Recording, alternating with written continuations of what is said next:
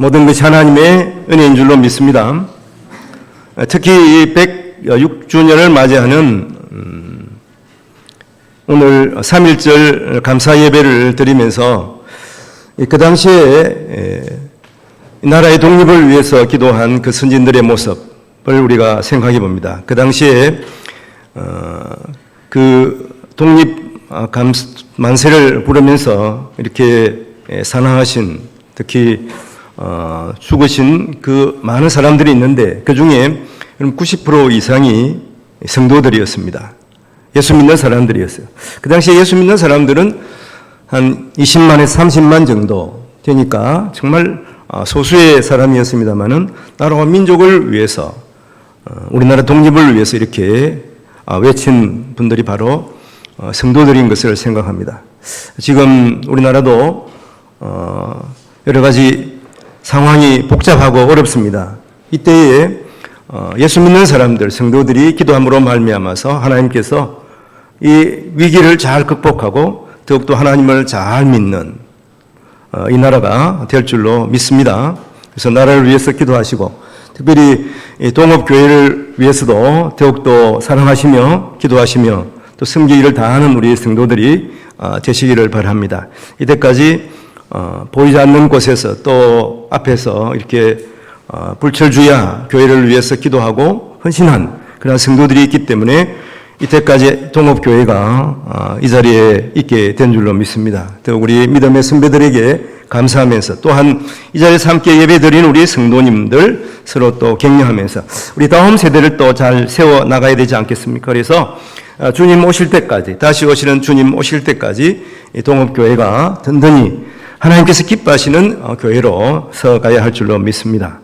오늘 제목이 남겨진 제자들을 향한 주님의 격려하는 제목입니다. 이 격려의 사전적 의미는 특히 마음이나 기운을 북돋워서 서로 힘을 내게 한다, 그런 말과 또 행동이라 이렇게 볼 수가 있지 않겠습니까?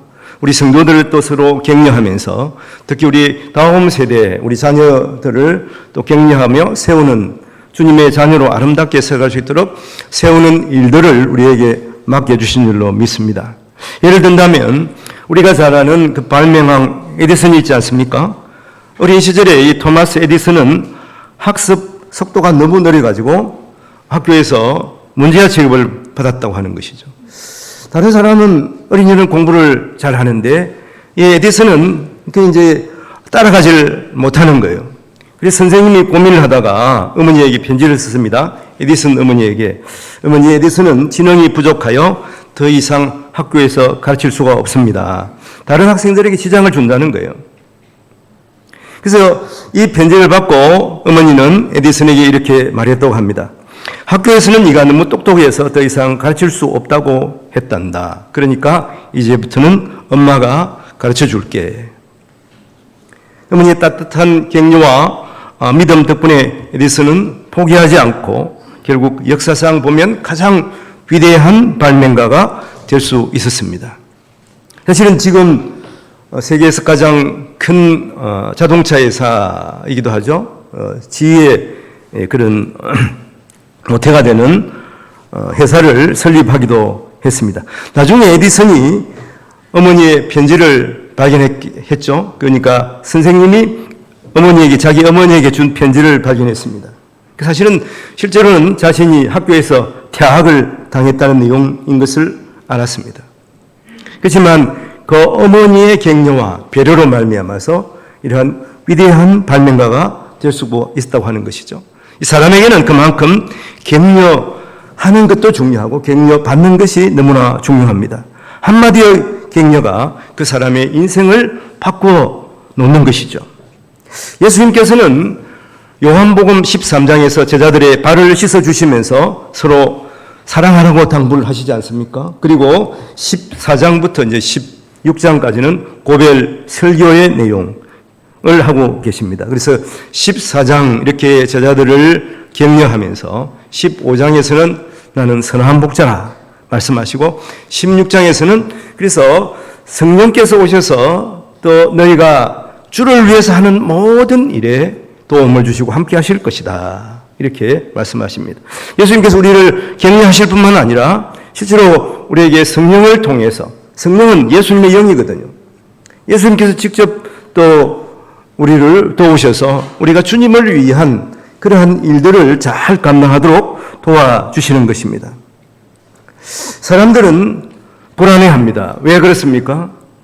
한치 앞길을 알 수 없기 때문에 그렇습니다. 그래서 도끼에 발등이 찍힌다 하는 말이 그냥 나온 말이 아니죠. 그래서 잘 산다는 사람, 특히 이제 권력의 중심에 있는 사람들, 얼마나 똑똑한 사람입니까? 그런 사람들이 예수 그리스도를 믿지 않으면 여러분 우상의 종이 되는 경우를 많이 보게 되는 것이죠. 실제로 우리나라 점장이 수를 내가 인터넷에 한번 찾아보니까 지금 80만 명이라고 그래요. 80만 명. 2000년도 시작하면서 20만 명 정도 됐다 그럽니다. 그러니까 80만 명, 약 한 20년 동안에 4배로 늘어났습니다. 목사님들도 사실은 우리나라에 참 많죠. 목사님들은 지금 한 13만 명 정도밖에 안 돼요. 그래서 저는 목사님도 참 많다. 저도 목사지만. 그래서 앞으로 하나님께서 어떻게 이걸 쓰실 것인가 생각하면 북한이 통일되면 북한에 이제 많이 나가서 이제 복음을 전해야 되지 않겠나. 그래서 하나님께서 이 대한민국에 이렇게 목사 수를 많게 해주신 게 아닌가 그런 생각을 합니다만은 점주나 이렇게 많을 줄은 나는 이게 조사해보기 전에는 몰랐습니다. 80만 명. 상상이 됩니까? 수많은 사람들이 이렇게 잘못된 그러한 신앙의 사설 가운데 살아가고 있다고 하는 것입니다. 특히 오늘 본문에 보면 예수님께서 내가 길이요 진리요 생명이라 그렇게 말씀합니다. 주님이 우리의 길이 되시고 또 우리의 생명이 되시고 참 진리가 되시는 것입니다.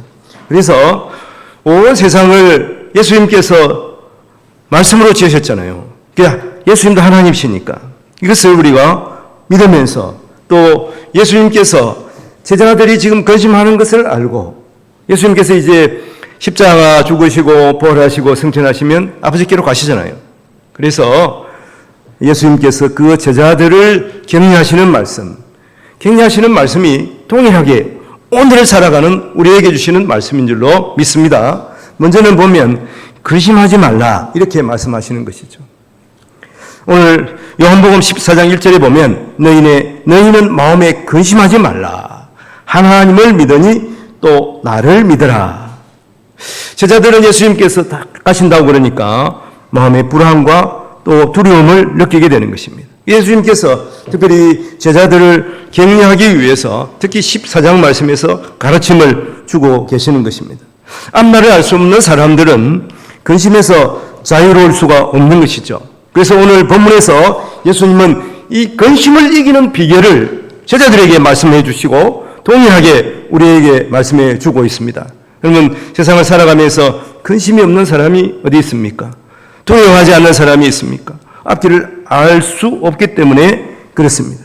그러나 우리가 앞길을 자꾸 생각해 보면 미래에 대해서 어떻게 보면 근심이 자꾸 커지는 거예요. 티베트 궤군에 보면 이런 말이 있습니다. 해결될 문제라면 걱정할 필요가 없고 또 해결되지 않는 문제라면 걱정해도 아무런 소용이 없다고 하는 것이죠.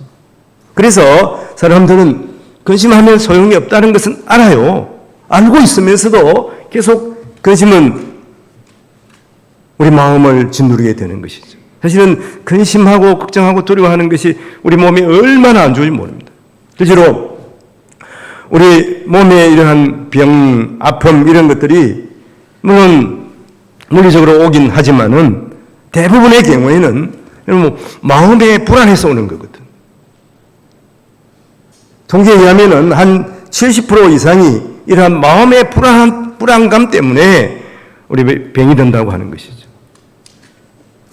이런 것을 생각하면서 쓸데없는 근심을 하는 사람들, 사실 우리 자신이기도 해요. 근데 근심을 떨쳐낼 수가 없다고 하는 것입니다.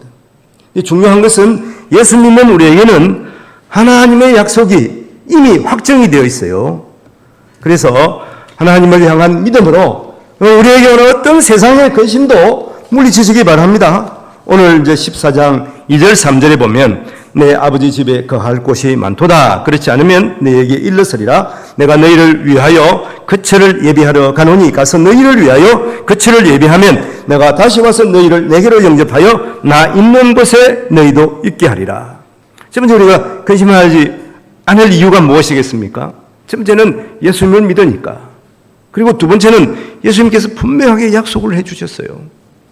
내가 가서 너희가 거처할 곳을 예비하여 놓고 너희를 불러오리라, 이런 말씀이에요. 여러분, 우리가 거처할 곳이 있으면 근심할 이유가 없죠. 그곳이 여러분 주님과 함께 영원히 사는 곳이라 그러면 근심할 이유가 전혀 없지 않습니까?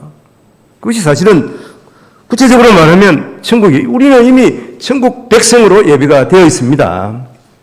이 땅에 살아도 우리가 천국 백성으로 살면 근심할 이유가 없고, 그리고 우리 육신의 생명이 다하면 어디 갑니까? 천국 가잖아요. 하나님 나라 백성이 되고 주님과 함께 영원히 살게 되는데 걱정할 이유가 전혀 없다고 하는 것이죠. 어릴 때에 친구들과 놀다가 저녁이 되면 어머니가 부릅니다. 애야, 이제 집에 와서 저녁 먹어야지. 그러면 모든 것, 이제 놀던 것 다 이제 접어두고 집에 가가지고 밥 먹고 저녁 먹고, 그리고 어머니 품에 안겨서 자잖아요. 근데 사실은 이제 고아는 그럴 수가 없잖아요. 우리는 고아 같은 우리를 예수님께서 사랑하셔서 자녀 삼아 주신 거예요. 그래서 우리는 이 땅에 살아도 하나님의 백성, 죽어도 하나님의 백성, 천국 백성 되니까 사실은 근심할 이유가 없는 것입니다. 오늘 예수님께서 하나님을 믿으니 또 나를 믿으라 말씀하시면서 오늘 14장 6절을 보면 예수께서 이르시되 내가 곧 길이요 진리요 생명이니 나로 말미암지 않고는 아버지께로 올 자가 없느니라. 이렇게 분명하게 길이요 진리요 생명이 되신 예수님을 믿으라고 말씀하고 계시는 것입니다. 세상 사람들은, 다른 종교들은 그렇습니다. 천주교도 그래요. 구원에 이르는 길이 여러 갈래다. 기독교에만 구원의 길이 있다고 가르치는 것은 한편 독선적이다, 이런 말까지 하지 않습니까? 그러나 이런 세상적 가치관이 그럴듯하게 보인다고 그래서 우리가 따라가면 안 되는 거예요. 영원한 하나님의 집, 우리 집에 이르는 길은 오직 예수 그리스도를 믿고 예수님과 동행하는 것입니다. 예수님은 사실은 그 길을 알려주시는 것이 아니라 그 길 자체예요. 예수님을 믿으면 구원 얻게 되는 것입니다. 그래서 예수님께서는 요한복음 전체에서 계속 말씀하시는, 내가 세상의 빛이다, 그리고 내가 생명의 떡이다, 그렇게 말씀하시는 것입니다. 예수님께서 그래서 예수님을 믿도록 하는 거예요. 분명하게 다른 데서는 구원이 없다 말씀을. 이 말씀에 따라서 제자들은 복음을 전했습니다. 예수 안에서 진리를 알고 생명을 얻게 되는 거예요. 그래서 사도행전 4장 12절에 보면 제자들이 이렇게 고백하지 않습니까? 다른 이로서는 구원을 받을 수 없나니 천하 사람 중에 구원을 받을 만한 다른 이름을 우리에게 주신 일이 없습니다. 다른 이름이 없어요. 오직 예수 그리스도로 말미암아서 하늘 백성, 하나님의 백성, 영생을 얻게 된다 하는 것을 말씀합니다. 바로 생명의 떡이 예수님이에요. 구원의 빛이 예수님이에요. 예수님을 통해서 우리가 구원을 얻게 되고 예수를 믿으면 세상 근심을 다 내놓게 되는 것입니다. 그리고 중요한 것은 예수님께 기도하면 예수님께서 우리의 기도를 들으시는 거예요. 무슨 문제가 있습니까? 주님 앞에 나와서 기도하면 주님께서 우리의 모든 문제를 아시고 그 문제를 해결하여 주시는 것이죠. 우리는 순간적으로 기도해도 하나님께서 내 기도 안 들어주는데 내 마음대로 안 들어주실 뿐이에요. 예수님께서 가장 좋은 방법으로 하나님께서 가장 좋은 때에 응답하시기 때문에 우리가 생각하기는 왜 내 기도 안 들어주시지, 이렇게 생각하기가 쉽다고 하는 것입니다. 오늘 14장 7절에 보면 너희가 나를 알았더라면 내 아버지도 알았으리라. 이제부터는 너희가 그를 알았고 보았느니라, 이렇게 말씀합니다. 예수님을 알고 본 자는 아버지 하나님을 알고 보고 믿는 자예요. 이 영안을 열어야 돼요. 안목이 중요합니다. 아무리 돈이 많아도 안목이 없는 사람은 언밸런스예요. 좋은 옷을 입었는데 어울리지가 않아. 아름다워 보이지가 않아. 그러나 안목이 있는 사람은요, 좀 싸구려 옷을 입은 것 같은데도 전혀 티가 안 나. 너무나 세련돼 보이는 거예요. 이게 안목입니다. 우리는 이 영의 안목을 열어야 돼요. 나를 본 자는 아버지를 보았느니라. 이 말씀을 하시잖아요. 앞에서 도마가 또 엉뚱한 말을 하는데 오늘 이 본문에서는 이제 빌립이 또 엉뚱한 말을 합니다. 오늘 8절에 보니 빌립이 이르되 주여 아버지를 우리에게 보여주시옵소서 그렇게 말하잖아요. 그래서 예수님께서 하도 깝깝해서 나를 본 자는 아버지를 보았다. 너의 영안을 열고 나를 보라 하는 것이죠. 구약성경에 보면 열왕기하 6장에 보면 아람과 이스라엘이 이제 싸우는데 아람 왕이 좋은 계책을 가지고 이제 이스라엘을 한번 공작해야 되겠다. 그런데 이스라엘이 먼저 알고 그걸 대처를 하는 거예요. 그래서 의심을 했습니다. 도대체 우리가 작전 회의를 하는 것을 누가 지금 이스라엘에 고사질하는 사람이 있다. 이런 거예요. 근데 그 옆에 있던 현명한 제자가 사실은 그게 아니고 이스라엘에 엘리사라고 하는 선지자가 있는데 지금 우리가 하는 것을 다 알고서 미리 계책을 세우기 때문에 우리가 이스라엘을 이길 수가 없다고 하는 것이죠. 하나님께서 엘리사에게 지혜를 주신 거예요. 그 상황을 잘 분석할 수 있도록 또 하나님께서 영의 안목을 열어놓은 것입니다. 영의 안목이 아니라 전쟁의 안목을 열어놓으신 것입니다. 그러면 엘리야를 잡아야 되겠다. 그래가지고 이 아람 왕이 엘리야가 어디 있느냐? 도단성에 있습니다. 그럼 도단성을 둘러싸가지고 엘리야를 생포하라. 이렇게 명령을 내린 거죠. 그래서 엘리사가 그 사환 게하시와 더불어서 자고 있는 그때에 도단성을 딱 둘러쌌어요. 도망 절대 못 가도록.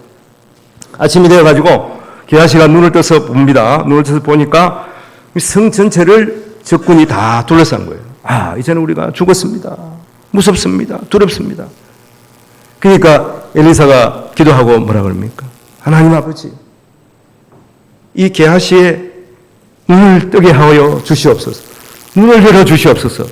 하나님 기도하니까 그때 게하시가 보니까 무엇입니까? 하나님의 군대가 포진하고 있는 거예요. 하나님의 불말과 불병거가 이 자기를 보호하고 있는 것입니다. 이 도단성을 보호하고 있는 거예요. 우리는 영의 안목을 열어야 되는 것이죠. 한번 열어서 보면은 세상의 두려움 근심이 아무것도 아닌 것인 것입니다.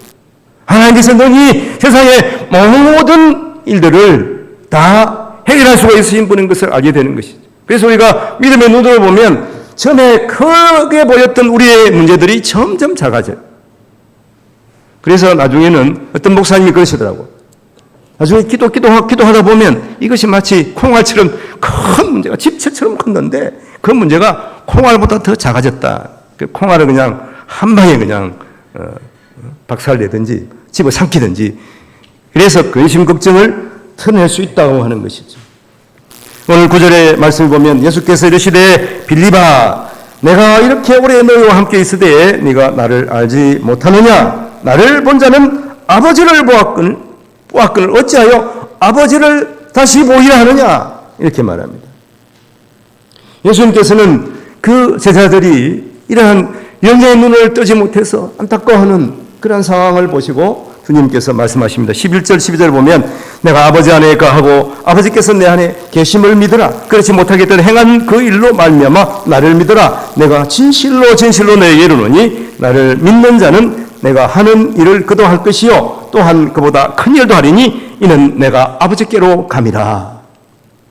내가 하는 일을 그도 할 것이요 또한 그보다 큰 일도 하리니 예수님께서 하신 일을 보고 좀 믿으라. 제자들이 이렇게 말하는 거예요. 예수님 믿기 힘들면 예수님이 어떤 일을 하셨는지 한번 생각해 보라 하는 것이죠. 예수님께서 죽은 자를 살리시고 이런 무리를 걸으시고 문둥병자를 깨끗하게 하셨잖아요. 5,000명을 먹이시잖아요. 이러한 일을 생각해 보라. 이것이 사람으로 살 일이냐? 하나님께서 하신 거예요. 하나님께서. 그래서 너희가 기도하면 이것보다 큰 일을 하리라. 구하면 하나님께서 주신다고 하는 거예요. 그래서 우리가 세상에서 근심하지 않을 이유는 무엇입니까? 길이요 진리요 생명이신 예수 그리스도를 믿고 우리가 하나님 앞에 기도하는 거예요. 오늘 14장 13절 14절에 보면 너희가 내 이름으로 무엇을 구하든지 내가 행하리니 이는 아버지로 하여금 아들로 말미암아 영광을 받으시게 하려 함이라. 내 이름으로 무엇이든지 내게 구하면 내가 행하리라. 오늘 13절 14절 동일하게 말씀은 무엇이든지 구하면 내가 행하리니 무엇이든지 내게 구하면 내가 행하리라 이렇게 말씀합니다. 그럼 주님은 우리의 기도를 들으시는 것이죠. 힘들고 어렵다고 생각하는 것이 있습니까? 내 마음을 짓누르는 두려움이 있습니까? 그 두려운 것을 기도 제목으로 바꾸십시오. 그리고 기도하면 하나님께서 우리의 기도에 응답해 주시는 것입니다. 하나님께서는 우리의 기도를 들으시기를 기뻐하시는 분이에요. 그리고 응답하시기를 기뻐하시는 거예요. 생각해 보십시오. 사랑하는 자녀가 와가지고 말하는 것 얼마나 부모가 기뻐합니까? 그리고 어떻게 하든지 그 원하는 것을 해주고 싶지 않겠습니까? 근데 부모는 솔직히 능력이 없을 수도 있어요. 그래서 야, 너 비싼 그 구두 사라 그러는데 그건 너무 비싼 거 변명을 됩니다. 그래서 조금 싼 거 사줄 수 있고 그렇죠. 그러니까 하나님께서는 우리가 원하는 것보다 더 좋은 것으로 충분히 주실 수 있는 하나님심을 믿으시기 바랍니다. 하나님께서 그렇게 하시기를 너무 기뻐하시는 거예요. 정신 분석학자이며 정신과 의사인 칼 메닝거는 이런 말을 했습니다. 사건보다 더 중요한 것은 그 사건에 대한 해석이다. 동일한 사건에 대해서 사람들은 이것을 이렇게 생각하기도 하고 저렇게 생각하는 거예요. 이게 얼마나 차이가 큰지 모릅니다. 예를 든다면은 어떤 사람이 캄캄한 밤이 됐어요. 그래서 절망이라고 해석할 수가 있습니다. 여러분 새벽이 가까울수록 밤은 더 짙어가는 거예요. 더 어두워지는 거예요. 그러나 어떤 사람은 캄캄한 밤을 새벽을 여는 문이라고 해석할 수가 있지 않겠습니까? 그래서 어떤 대통령께서 그렇게 말씀하셨잖아요. 닭의 목을 비틀어도 새벽은 온다. 그러셨잖아요. 하나님을 향한 믿음은 모든 일과 사건들을 감사로 해석하는 놀라운 능력을 제공하는 거예요. 세상에 이런 능력은 없습니다. 무슨 일을 만나든지 감사로 해석하는 능력, 그 능력 안에서 이 땅 가운데서 우리는 희락과 평강의 하나님을 만나게 되는 것이죠. 바로 천국을 맛보고 천국을 살아가게 되는 것입니다. 여러분 십자가에 달려 죽으신 예수님, 마귀는 어떻게 생각했습니까? 그때 예수님의 사역은 끝났다. 예수님의 일은 실패했다. 그렇게 해석을 했습니다. 그러나 예수님께서는 십자가에 죽으시고 부활하셨어요. 죽음을 이기셨습니다. 이것이 영광으로 나타납니다. 죄인들을 구원하시는 놀라운 사역을 주님께서 펼치시는 것이죠.